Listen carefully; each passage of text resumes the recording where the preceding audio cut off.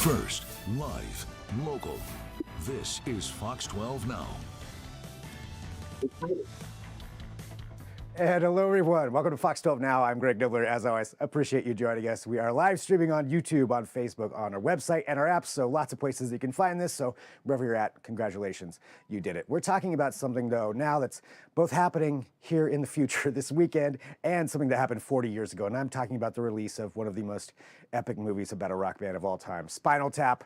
Yes, Spinal Tap, where you got to, the sights, the sounds, the smells of a hardworking rock band, all brought to the big screen in the epic mockumentary. And this weekend is a celebration of that 40-year anniversary of that movie coming out, with not only a showing of the movie, but also a tribute to the band No More Black. I'm joined right now by two of the members of that. We have Stephen McSwain, aka David St. Hubbins, for this weekend, and Brian McGrew, aka Nigel Tufnell, for this weekend. And both you guys, thank you very much for joining us here today. This is awesome. I'm excited to talk about this. So I guess to start off, just maybe you could just introduce yourselves and tell us a little bit about, your musicianship and how you got into doing this Spinal Tap tribute. Sure. Well, I've been a musician for a while, since I was 16. And I think, you reach a point in time where you're sort of like, yeah, you know what, I'm not going to be a rock star. So, but I still want to play music and have a good time. And we still have a lot of musical idols that, that we love playing their music.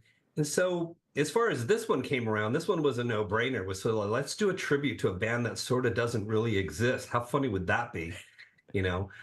Plus the fact that, this movie has been, part of our lives as musicians for forever. All of the things that happen in bands that actually happened to us, that actually happened to real bands, which is what's even more ridiculous and hilarious is how they put this in that mockumentary, which I actually saw when I was a kid. My brother took me to see it. And this was a time when we had Song Remains the Same and the real movies. Yeah, like the real movies. Yeah. Like there was AC/DC. For Those About to Rock. For Those About to Rock.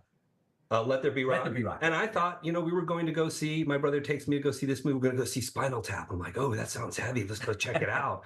And partway, around somewhere during the movie, I'm like, wait a minute, this is really funny, but this isn't real. Isn't that the guy from Laverne and Shirley? Wait a minute, So and I've just loved it ever since, So right, I can only imagine, seeing that, not knowing.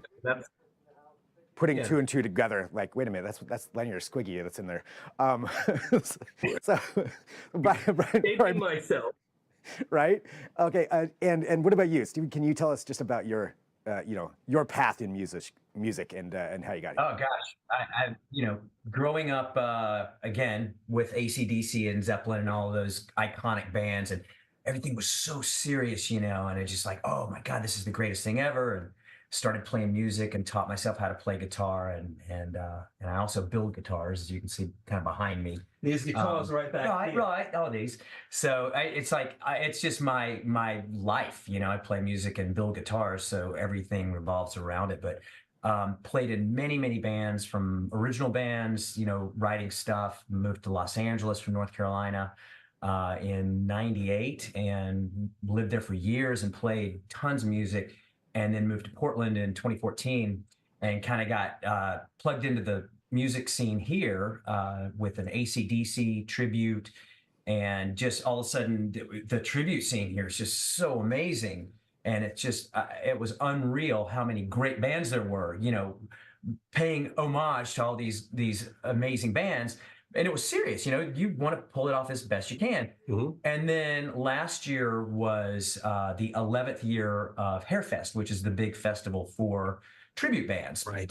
And so, of course, being 11, it goes to 11. So, Brian, Nigel. If you know anything about the movie, my wife and I were sitting there. She's a concert photographer and does the Hairfest, does some of the Hairfest shows as well as like actual concert photography for some of the big actual bands that are being tributed, which is ironic. But we're around there, and she's like, it would be really funny, and she threw that out at us with Jason Feldman sitting at the table of J. Fell Productions, and he thought it was a great idea. So we're like, well, we got a year to throw it together. Let's see how it goes. And so we did last year's Hairfest, and that went off really well. We were expecting it to be I was expecting things to fall apart because it was so, how are we going to make this happen? I mean, we have to have a Stonehenge. And so our Right. drummer is a contract. Yeah, right. As you can see right here, I mean, it's by 18 inches. You know, so our drummer is a contractor, and he's like, "Well, I'll make one," and he makes he makes a Stonehenge, and he made it just absolutely perfect.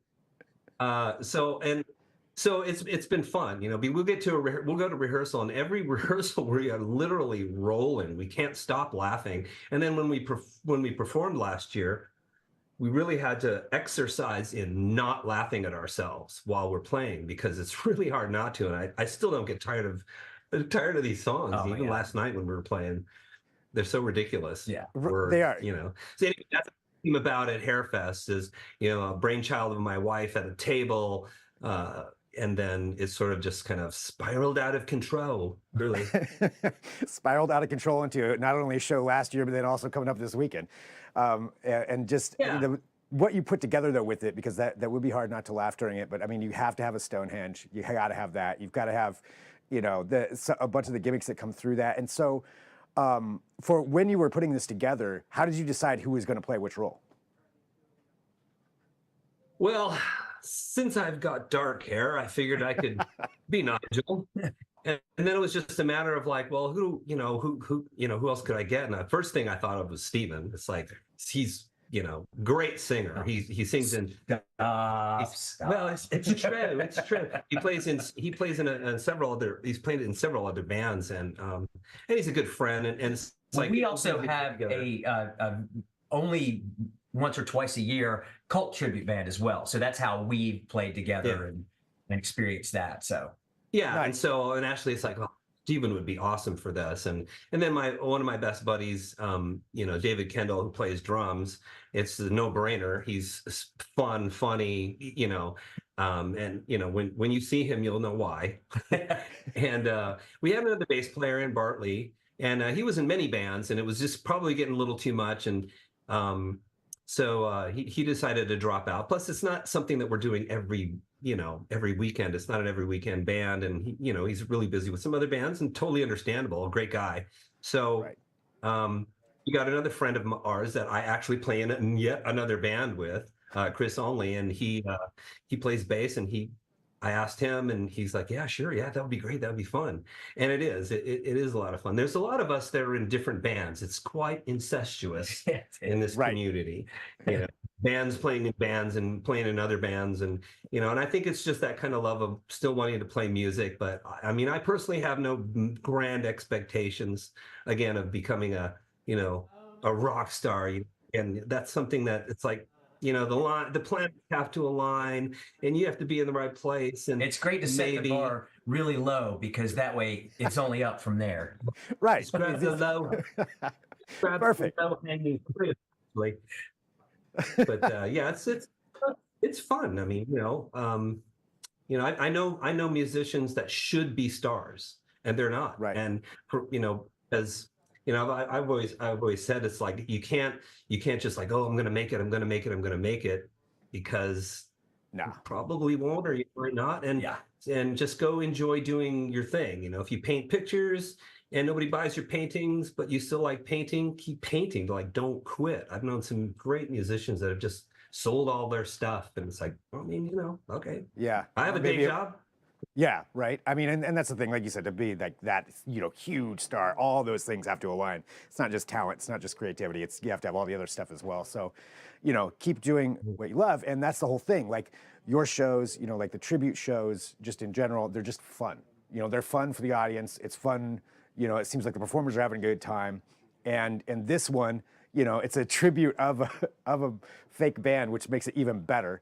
And I want to talk about this weekend too, but before I even get to that, what is it do you think about Spinal Tap? 40 years since this has come out, that it still resonates so well with not only musicians or anybody that's really played music, especially in bands, but also for fans of the show as well.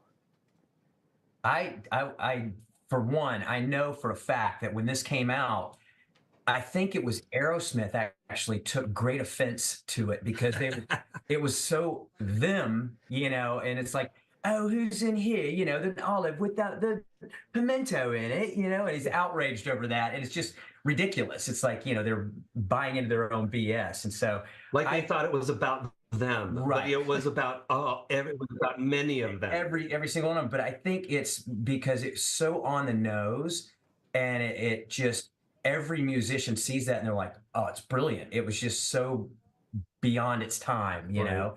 And now and we talk about this. The songs, they're pretty hard to play because they will take a part that shouldn't actually go together and they jumble it all up. And if you miss one beat, you're gone, you're out, and it, you know, and it so it could fall apart at any second. So you really have to pay attention to what you're doing. And the guys in the original Spinal Tap that actually recorded it and play the music are super talented. They are super McKeon talented, yeah. and I mean they're incredibly talented. So it's hard to play, you know, and but it's funny. And I think that the fact that it is technically hard music is also and it's funny just resonates with musicians across the board. So Yeah. I think that's why it's been so popular for so many years. Plus, I like making fun of myself any opportunity I can because it's like, you know, this is just have a good time. You know, I think it really is about having a good time and not taking yourself seriously.